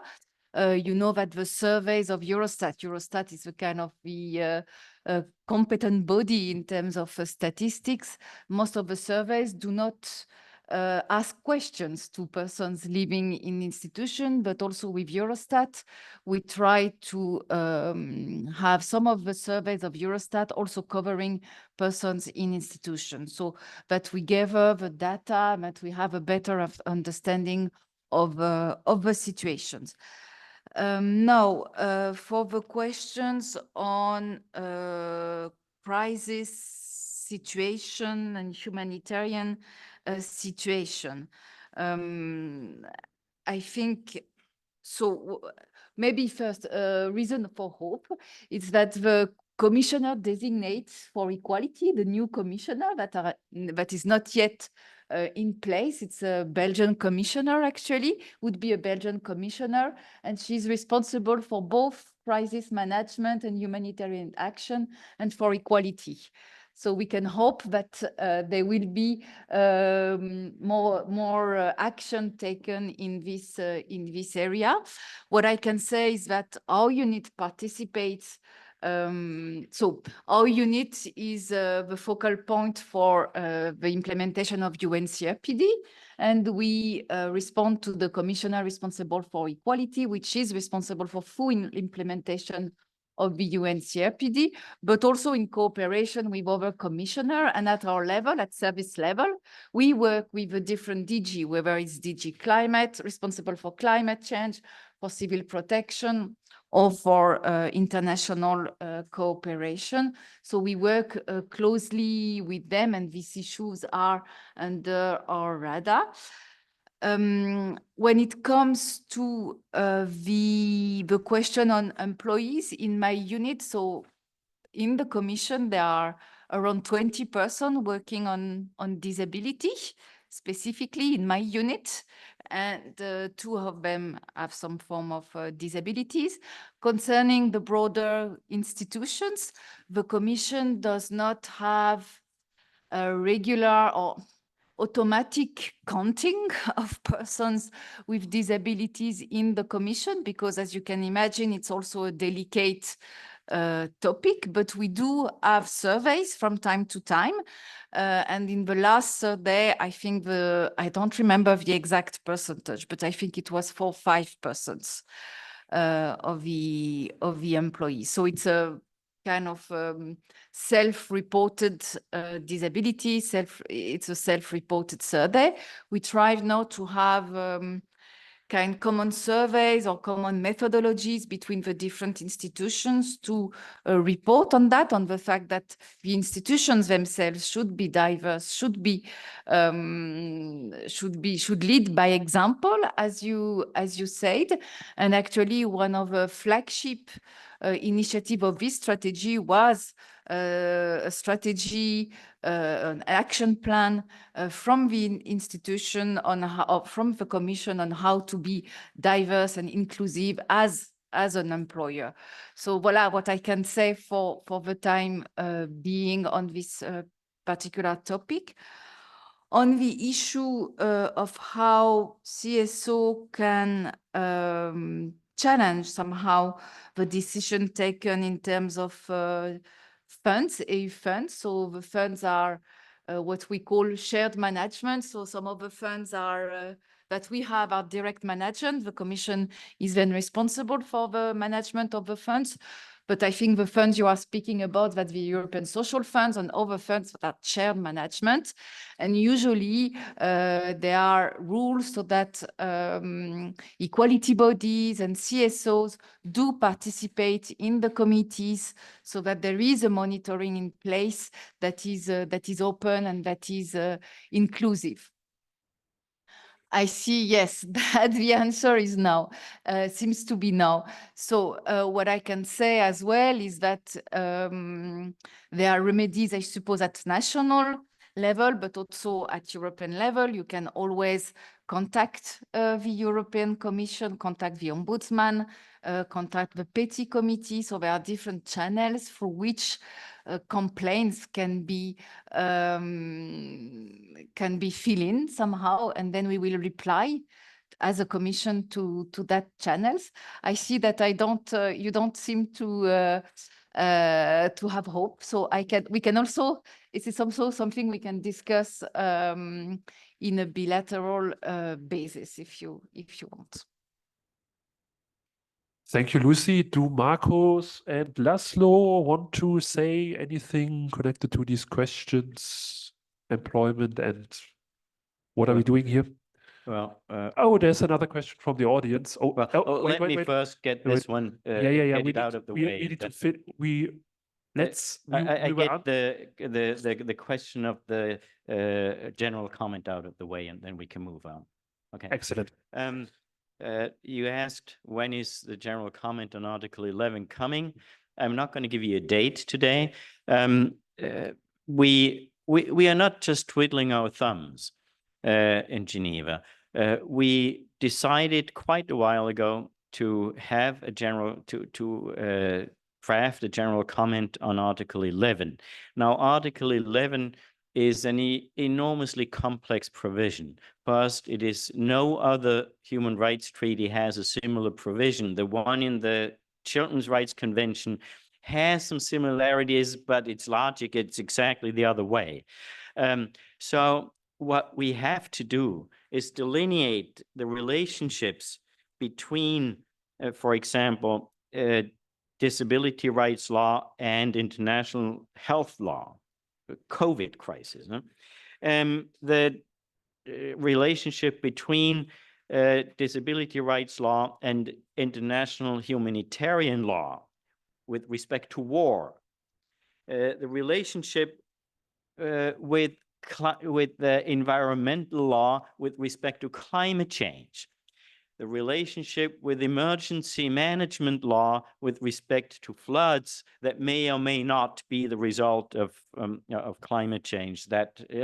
So it's a hugely complex animal. And what we've decided is we will have two general comments on Article 11 because you cannot pack it into one. One aspect why it's taken more time this is one aspect why it's taken more time. Another aspect is simply financing. Drafting a general comment of this complexity, you need specialists in those specific areas. And for that, you need financing. The UN, as it is, does not have that financing. We have two countries that provided financing, particularly for this purpose. We have excellent advisors on this. The first drafts look very promising.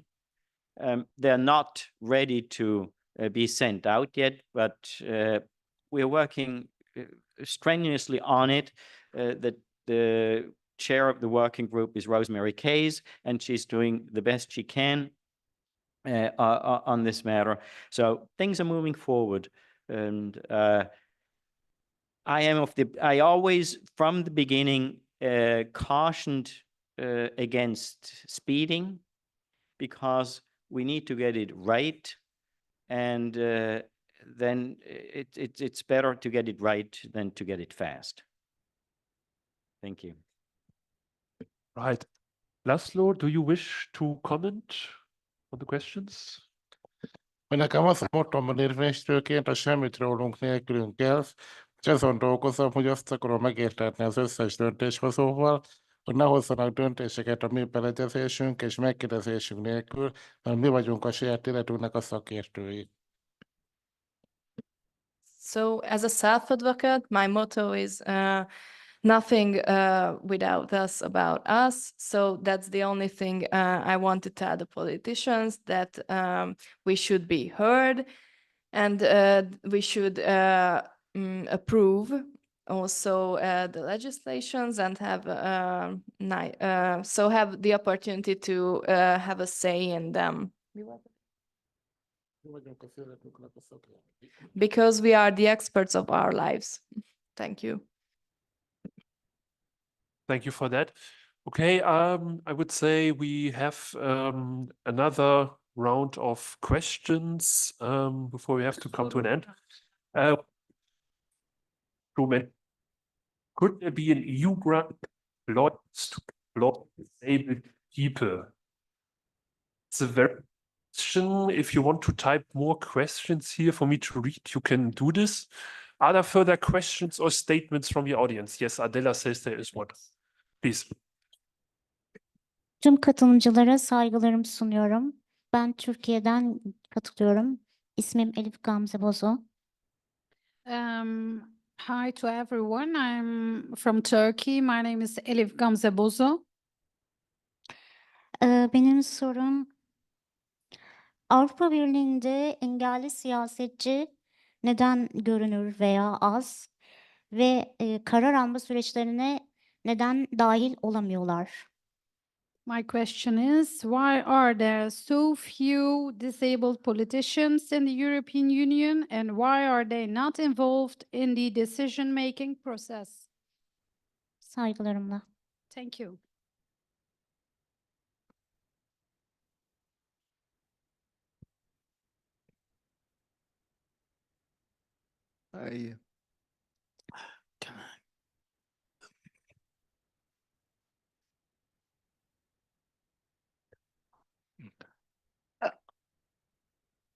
No, it. He doesn't want to.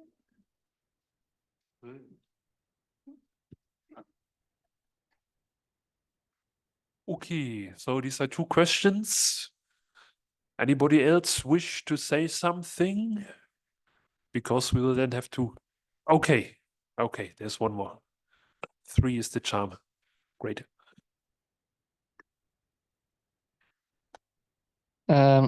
I still had a question. You said the EU doesn't have much competency necessity, but are there new initiatives or ways that the EU can pressure the national governments to take steps also on other areas, including public transport or housing or other important areas? So are there more directives in the pipeline on other areas, and what does the EU do to enforce them? Are there like fines, or what are the possibilities for the EU to enforce it?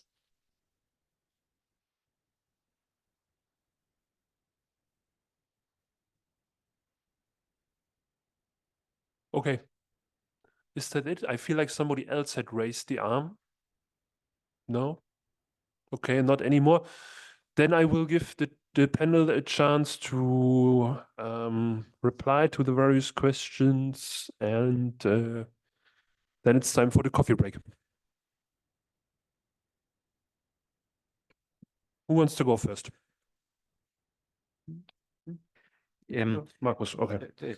I would say a few words on why there are so few politicians with disabilities.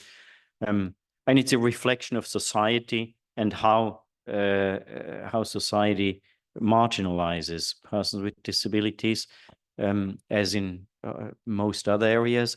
Now, when we look, of course, Article 29 of the convention focuses on this issue.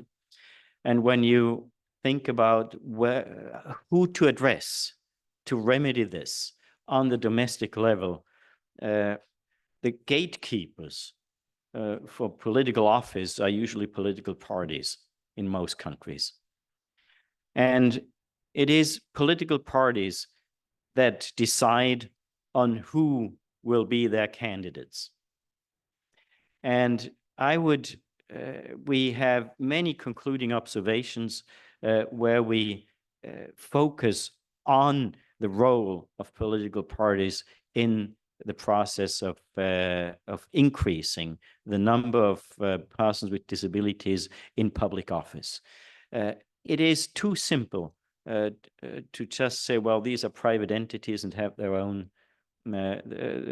freedom on how to move and what to do and what not to do. It is the state's party's obligation to change the discrimination of persons with disabilities with respect to gaining public office.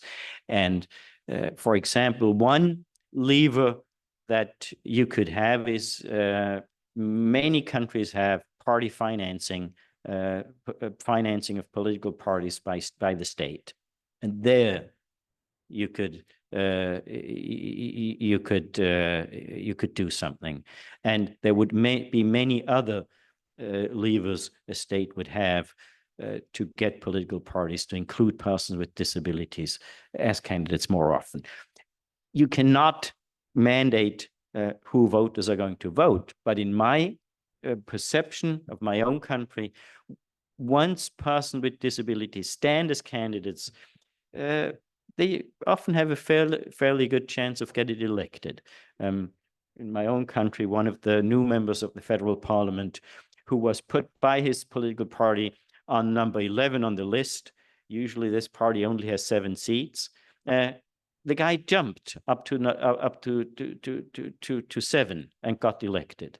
So it is upon the state to get political parties to include more candidates with disabilities. And then I would take the opportunity to briefly make a comment on a question that was asked before, or on a comment made before. That many existing practices are just simply being renamed as something else. Institutions don't have as many people in them anymore, so they're not called institutions anymore. Systems of substitute decision-making certainly become systems of supported decision-making.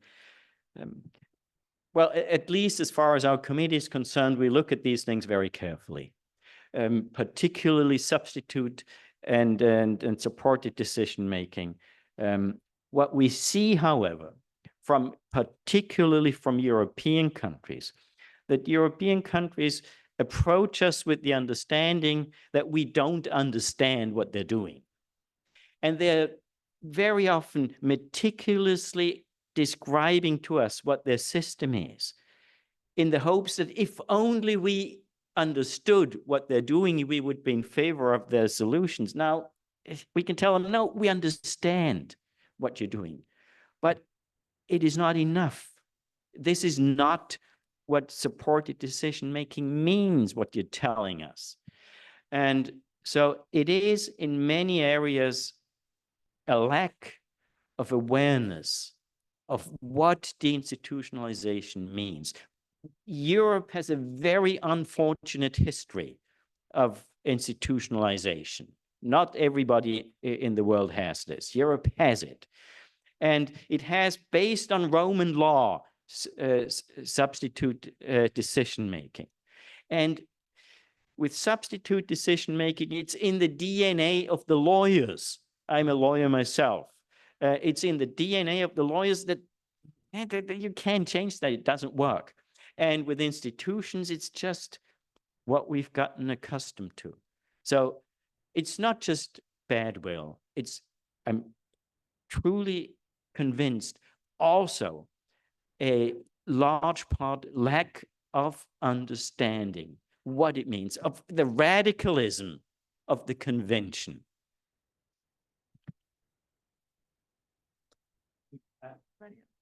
I was talking, I didn't understand you, sorry. If you want to call it that way, you might, I would be a bit cautious on that front. Thanks. Szeretnék elmesélni egy saját tapasztalatot. A főnököm delegált az ENSZ-be, delegálni szeretett volna. El is jutottunk valameddig, csak a magyar kormány azt mondta, hogy azért nem delegálnak engem, mert nincsen felsőfokú nyelvvizsgám. Csak mondjuk azért röhelyes ez az egész, mert a nemzetközi pozíciókat pedig tolmácsolással el tudom látni, hogy segítenek tolmácsolni. So my personal experience was I would be delegated to the UN, but my state or my government said that I don't have an English degree. And I think it's very ridiculous because I have many international positions where they are translating for me. So that is what you were saying about gatekeeping. Thank you. Do you wish to comment too, Lucie? Sure. On the free question that we were asked about, so on the issue that politicians with disabilities or persons with disabilities are underrepresented in policy making and in parliament or in government. What I can say is that my colleagues from DG, the Directorate General for Justice, who works on citizenship, do work with a network of officials responsible for election process, and they have produced some guidelines to be sure that the election process is as inclusive as possible, that voting stations are accessible, that you know it more than me what needs to be done. I think what I can say that it has been a pleasure to work with this unit. It's an example of mainstreaming working. So our unit working closely with the unit responsible in the Directorate General for Justice for election. Of course, it's an area with very limited competences. And as you say, it's for the member states to ensure also that the process is inclusive. On the question that was typed, could there be an EU grant for employers to employ disabled persons? So what I can say is that the EU law allows member states to have such a grant. So member states can make full use of this possibility. At European level, we can fund a project that would work on the that could test or pilot inclusive models of employment, but it wouldn't be for the EU to support with EU budget, let's say, the subsidize for large scale project employing persons with disabilities. And the last question on directives. So during this mandate of this commission, this College of Commissioners, we propose a directive on the European Disability Card and parking card for persons with disabilities. And there are many other directives that are not focusing on persons with disabilities, but are have provisions on accessibility or the inclusion of persons with disabilities. What we can do to enforce this legislation? Well, the first role of the European Commission is to ensure that the directives are completely and correctly transposed. And that's why part of our role is to assess the implementation of transposition. And that's what we are doing with the European Accessibility Act. And if we consider that that the transposition is not complete or correct, we can of course launch infringement procedure. So I'm not sure I reply fully with to your question, but if it's not the case, I can also get back to you if I didn't reply correctly or completely. Yes, please. You mentioned accessibility of voting booths and things like that. Now, one of the fundamental issues that we have also in European countries is that some persons with disabilities do not have political rights. Usually persons who under whatever it's called, all-encompassing guardianship, usually have their political rights taken away. So there it's not solely a matter of accessibility. And on this matter, we face quite a lot of headwind from Europe. The European Court of Human Rights in its jurisprudence is not, it acknowledges our jurisprudence, but says, well, that's for them in Geneva to do with respect to the CRPD. We are not doing that with the European Convention on Human Rights. The German Constitutional Court did a similar thing. Now, it works. It does work. Austria hasn't had these restrictions since 1988. The reason was the Austrian Constitutional Court struck down the old system and said, you can't do it this way. It didn't outlaw removing political rights. It just said you cannot do it in this process. And then nobody bothered to put up a new process. So since then, this restriction in Austria is no longer in existence, and it's working. So it's really something that on the national level, one needs to take up. France did it a few years ago, and it needs to be accompanied with support measures. And that's, for example, what didn't happen in France, and that's why it's not as working as well. But this is a big issue that goes to the heart of telling somebody, you do not belong to us. You don't have the political rights like everybody else. And it's for us a big issue in the committee. Okay, I think everybody has commented. These were the last questions before, like, the coffee break has already started. Before I close, definitely I want to give comment on the political involvement of disabled people. There's an anecdote, actually. The MEP, member of the European Parliament from Greece, Stelios Koumbiropoulos, started out as a participator of the Freedom Drive and got inspired and became a member of Nea Demokratia in Greece and got elected to the European Parliament. So, yeah, maybe this is an example of what can be possible. Getting involved in politics at the local level is not that difficult, actually. When you join a local party group, the most important thing is don't do it alone. Join with some other disabled people because they will know nothing. But it is possible. This is something where it is for us as disabled people to be also more loud, proud, and visible. And with this, I close this workshop. Thank you for coming, and yeah, stay tuned. Goodbye.